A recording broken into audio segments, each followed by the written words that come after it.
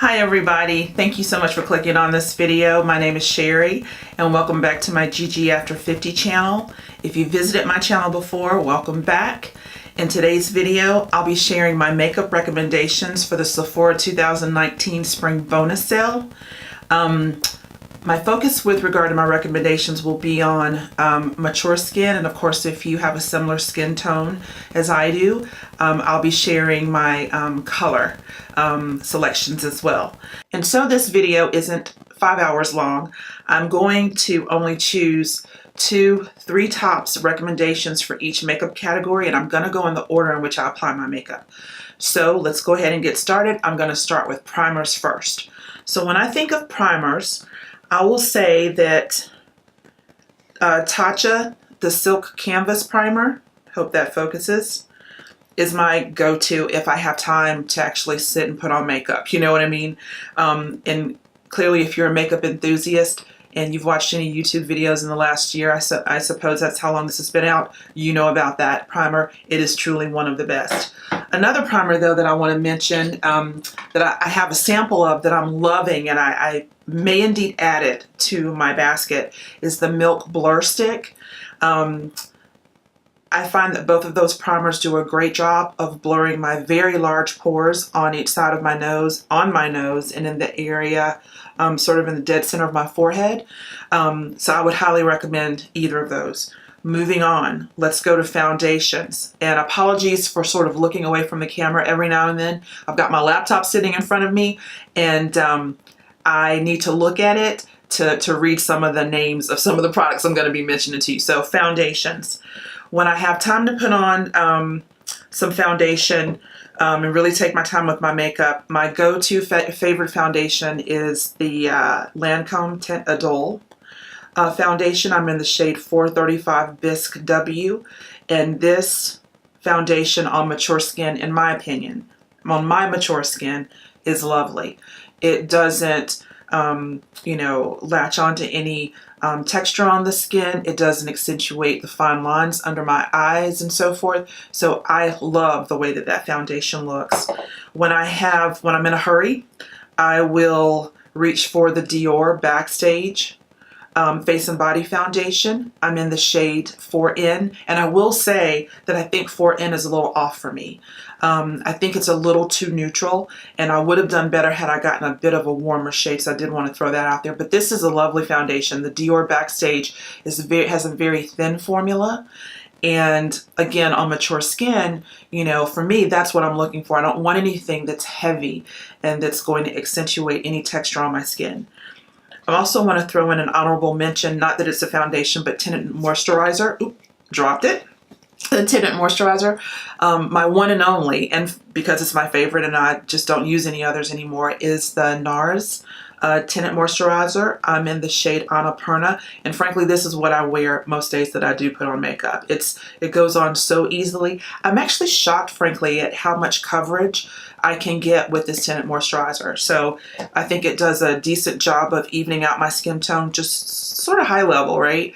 But I think it's excellent. Moving on to the next category, concealers. So I've got a posse of concealers, but again, trying to limit this whole thing to 2. Firstly, I want to mention the Charlotte Tilbury concealer, the Magic Away liquid concealer. Let's see which way I need to turn this. If you're a makeup enthusiast, you're well aware of this concealer. I'm in the shade 8 medium in this concealer. I love this concealer. I think it's an excellent concealer. I really don't like the form factor for this though. I don't know why. I think I'm just so used to concealers having that sort of small tip. I keep wanting to wash this, to be honest. And it's gotten messy, so I don't know what that's about, but I use this on my eyelids, so I have lots of discoloration and darkness on my eyelids and above my eyes, so I use this concealer on that, and I think it does a great job on mature skin, because the thing I'm noticing as I get older is that obviously the skin is getting weaker, it's starting to sag. I've got, I'm developing, or I already have actually, hooded eyes. And it's interesting as to watch yourself as you grow and as you age, to see that, how when you put a brush over your eyelid, how so that the skin just kind of goes with it. It's hilarious anyway. But so having a good concealer that doesn't sort of, that goes on smoothly over that area, to me is super important. So this is a really good one. The other one I want to mention is new to me, and I heard about this concealer on another YouTuber's channel. It was Michelle Wong's channel, and she mentioned, I've already gotten it messy, but it's the Surratt concealer, and let me look up the name. Okay, it's Surratt Perfectioniste concealer, and it's a little palette, so you get 2 shades of concealer, and then you get this really exquisite setting powder. I use this concealer under my eyes, and I've been going to the one on the right, which is a little bit darker.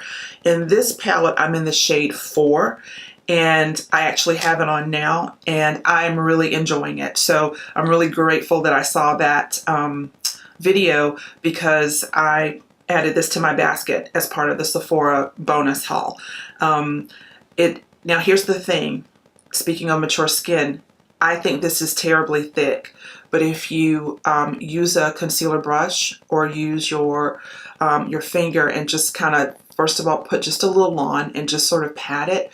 What's so great about this concealer, in my opinion, is the setting powder. That setting powder is just so fine.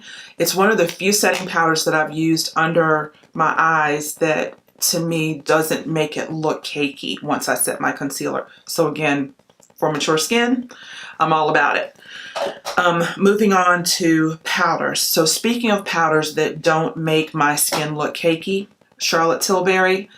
I'm sorry, it's all grimy looking, and that's probably upside down, but the Charlotte Tilbury, what's this guy called? The Airbrush Flawless Finish Setting Powder. I'm in the shade 2 medium. I love this stuff. I'm gonna kind of wipe it off a little bit. It's looking grubby. This stuff is great. It's actually one of the few makeup products that I'm starting to hit pan on, and I have to say I'm so proud of that, because I've got a whole posse of makeup around me, and I'm looking at it and I'm like, this is ridiculous. And so I'm really trying to start paring down my collection and using the things that really work. This is one of those things that really work. And on mature skin, this is the first powder that, until I bought the Surratt concealer that has that little powder in it, this is the first powder that I've used that, to me, does not make my under eye area look cakey. So in fact, I can put it all over my skin. One thing though about me is I don't like using powder all over my face. I only use this powder under my eyes and over my eyes to set my concealer. I just feel like adding powder to mature skin, for me, just it accentuates where the problem areas are, and I'm not here for that. And I do want to mention, I've tried lots of different powders that are supposed to be so awesome, and I think they're good, but they're not like that Charlotte Tilbury powder. So like for me, I've got the Laura Mercier translucent powder. Their Hourglass came out with a powder that was supposed to be so awesome, and it's nice, but I just don't think anything compares to this guy for mature skin on me. All right, moving on. So those were powders. Brow products. Seriously, if you're a makeup enthusiast, you well know what this is. This is the Anastasia Brow Wiz. I've used all kinds of different brow products by IT Cosmetics, Benefit, and I keep going back to this, and I just think Anastasia gets it right. I love this. My mom uses this. She also uses the brow definer, and we both also use the dip brow from time to time. So I just really have no better recommendation for, I don't know if it's about mature skin, but I love the Brow Wiz. Contours and bronzers. I'm going to go with contours first.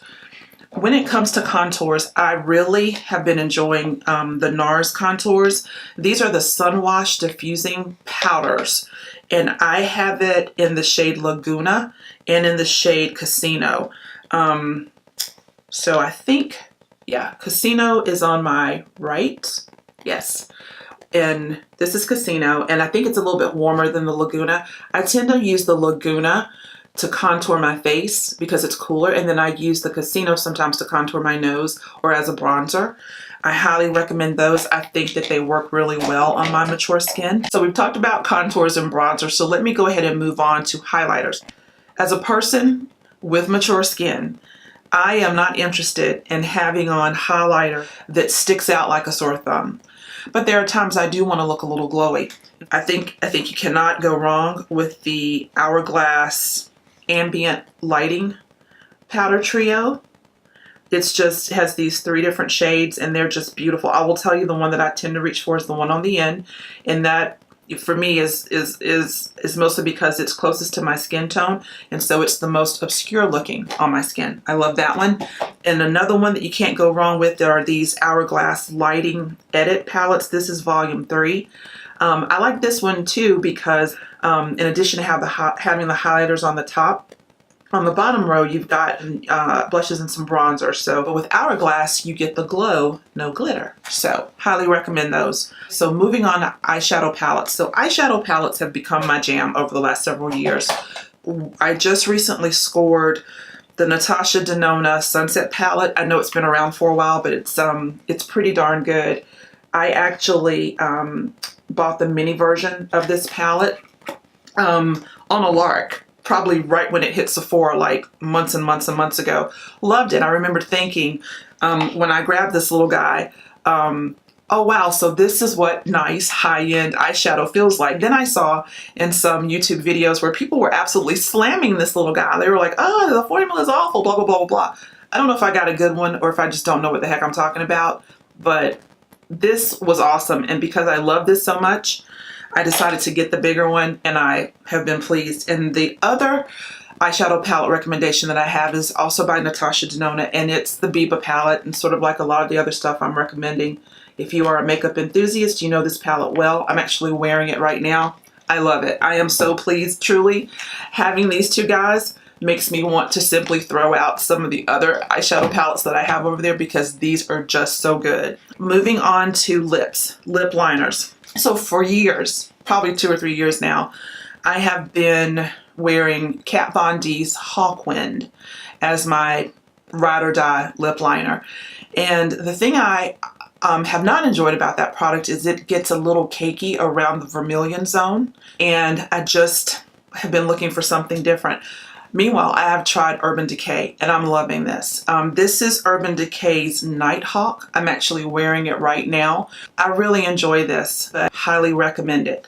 And then finally, lipsticks. When it comes to a matte lipstick and a bullet, to me, Tom Ford is where it's at. These are ridiculously expensive. I think they're like 55 bucks. I think I scored this in like last year's April Sephora sale, and I will only buy these during the Sephora sale, but I truly have never tried on a matte bullet lipstick that has such a luxurious feel on the lips and still looks matte.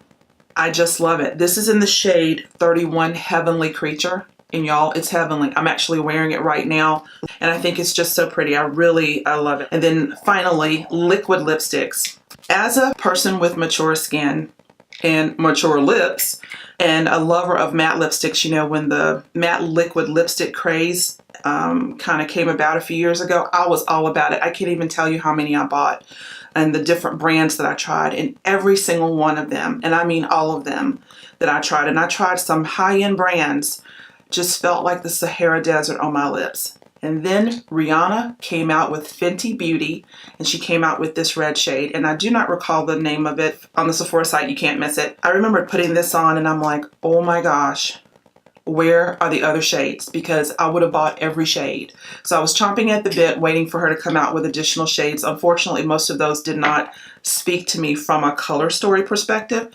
But I do like this shade Unbutton. And this, frankly, other than, there's one other brand that I would recommend that has great liquid lipsticks that don't feel like the Sahara Desert on your lips, and that is Pure Color Envy. It's by Estee Lauder.